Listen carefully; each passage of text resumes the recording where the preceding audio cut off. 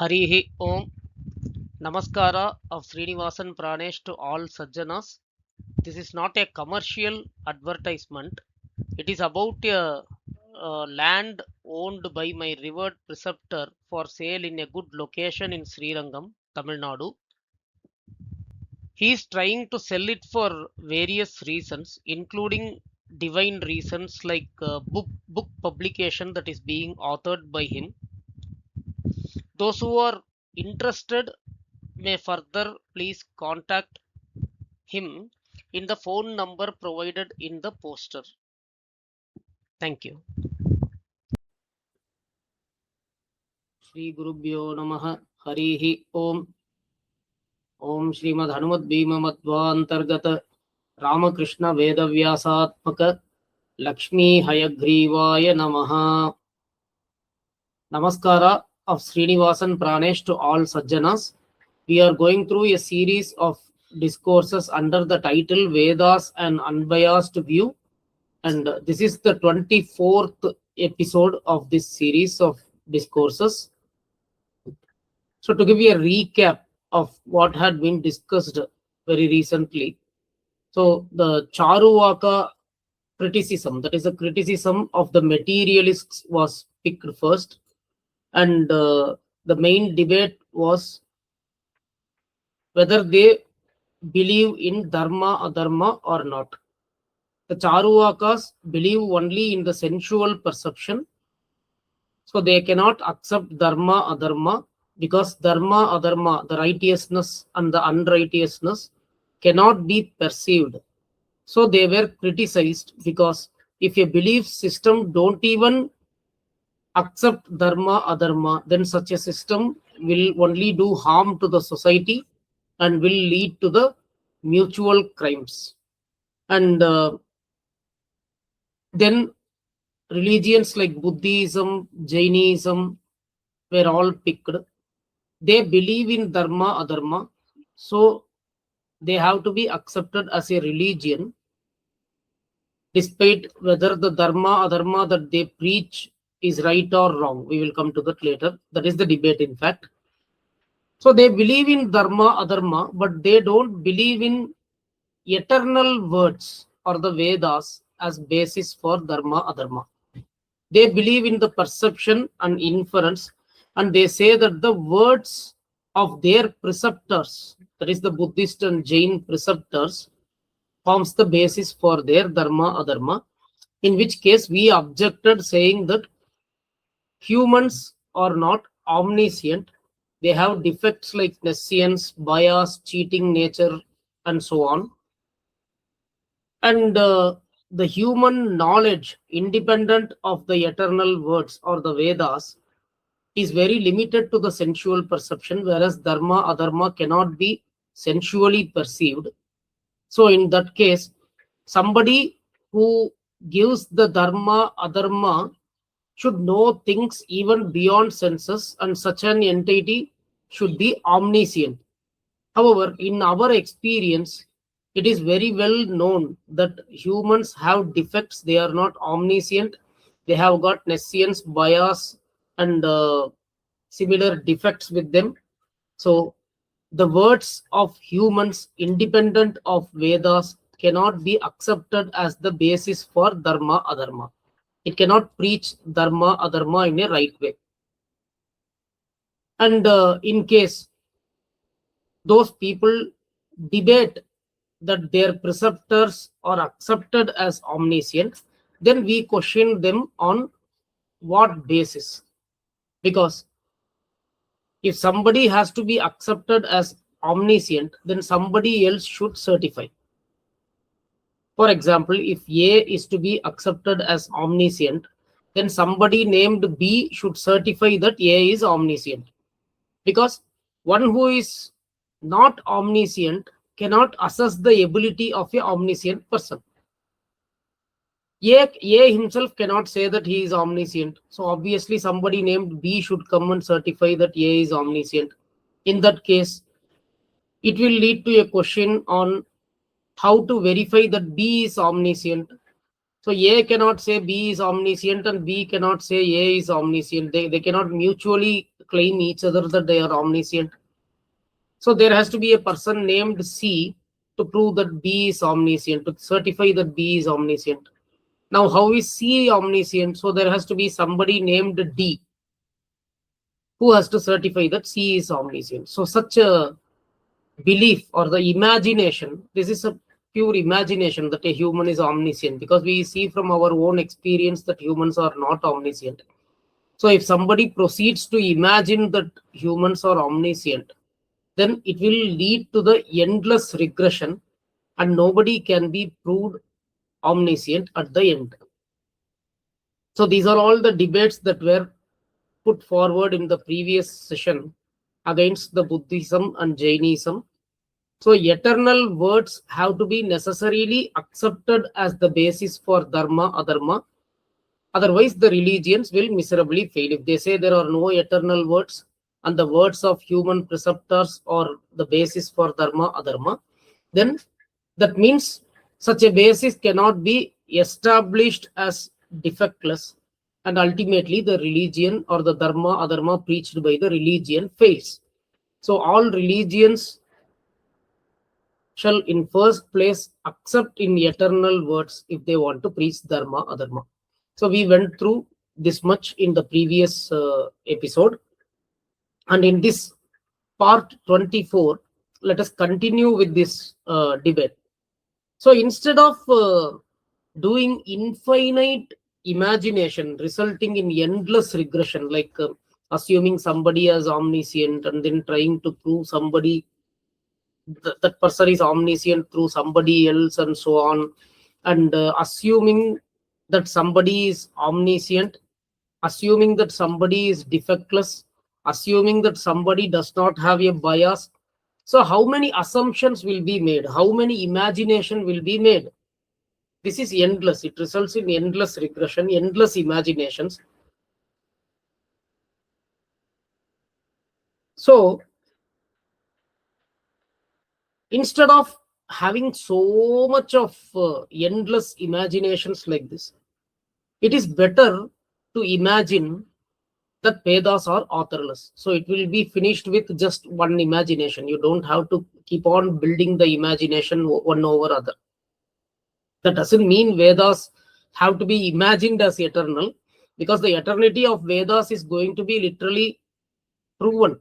It is going to be logically debated and proven in the succeeding episodes.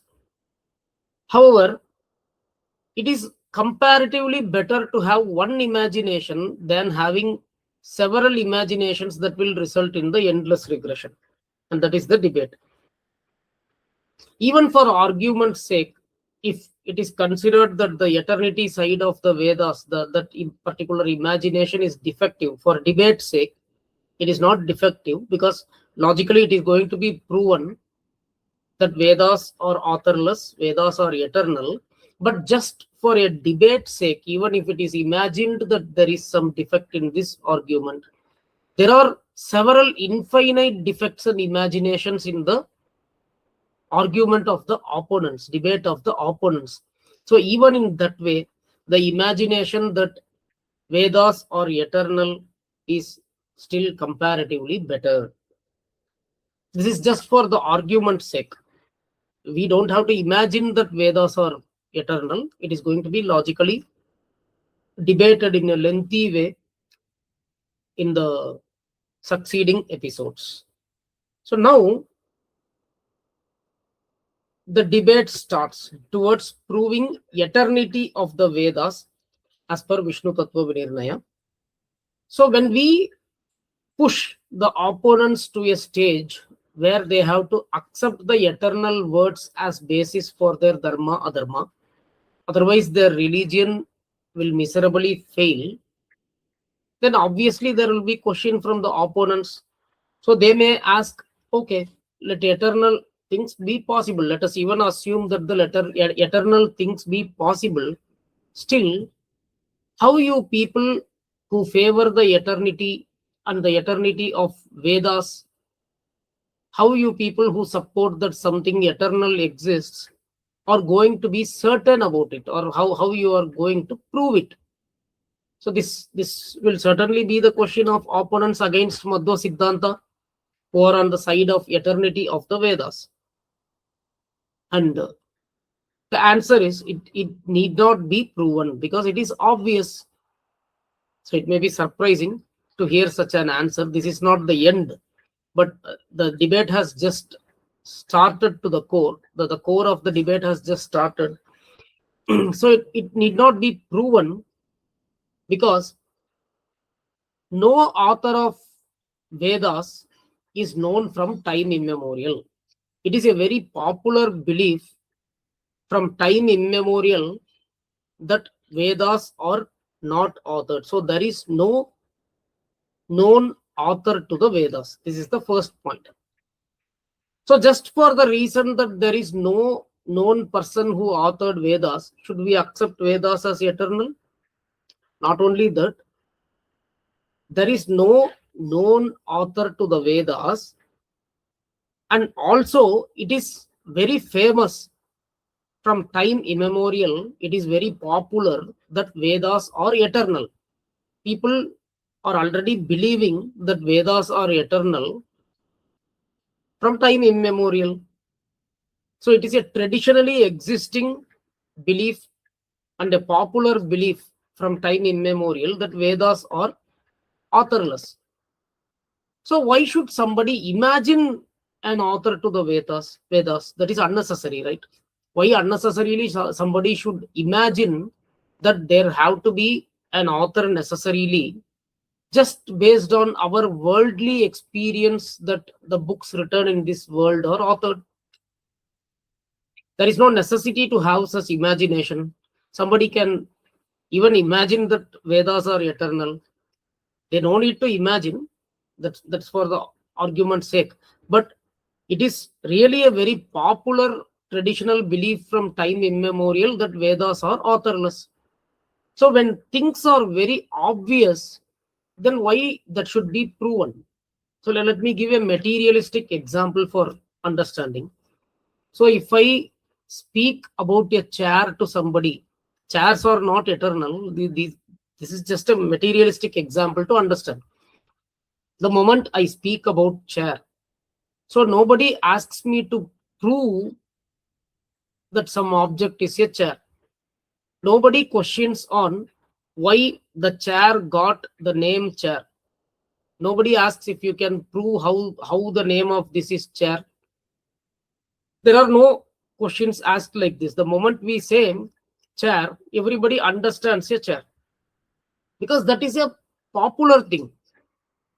That is an already established thing in the world. That is a very popular thing. So the moment I say the word, people understand what it is, and nobody asks to prove it.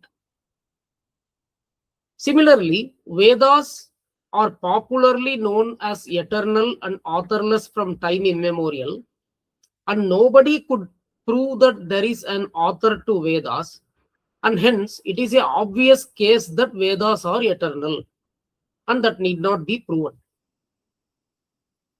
For example, let us take Buddhism. Do they say that eternal things does not exist at all? Does anybody have a question that eternal things cannot exist? Does anybody have a doubt on eternal things, or does anybody say there is no possibility that eternal things can exist? No. Even Buddhists believe that the space is eternal. Of course, a branch of Buddhism does not believe in space as eternal, but that particular part is debated and proven wrong, which we will be seeing in the succeeding episodes. After a few episodes, we will be getting into those debates. But basically, Buddhism believes in eternity of space or akasha.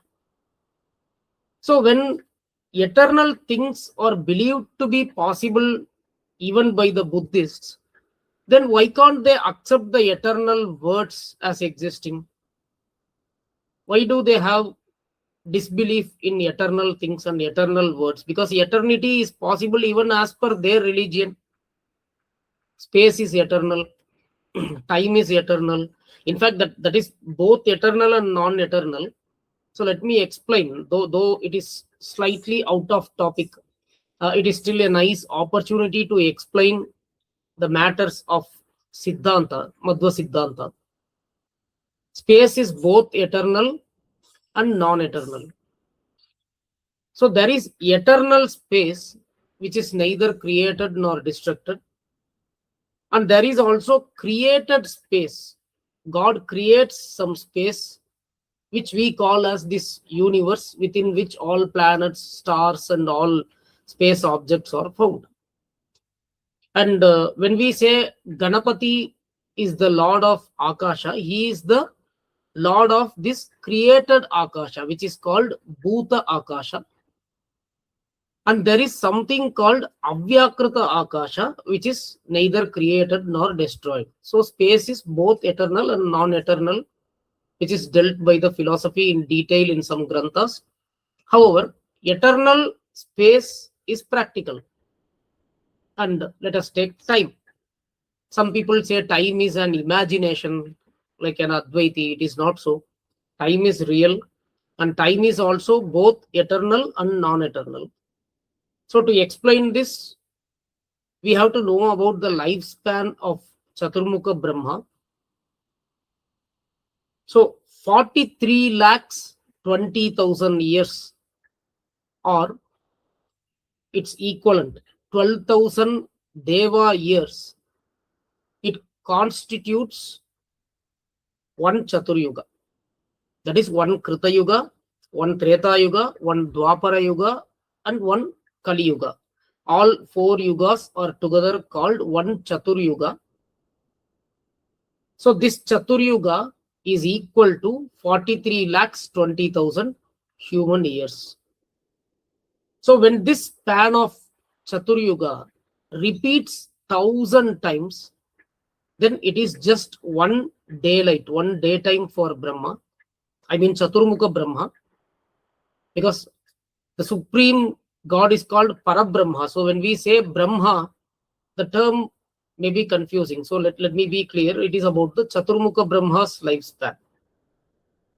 Because Chaturmukha Brahma has got birth and death, whereas the Parabrahma, or the supreme God Vishnu, has got no birth and death. Nowhere it is mentioned in the scripture.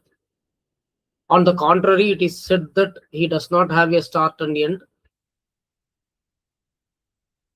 So 1,000 such Chaturyugas constitutes one day for Brahma, and similar 1,000 such Chaturyugas span is equal to one night for Brahma. So this is called one kalpa. So 2,000 such Chaturyugas, 2 kalpas, constitutes one complete day and night for Brahma. It is like the 24 hours for us in this world. And when such span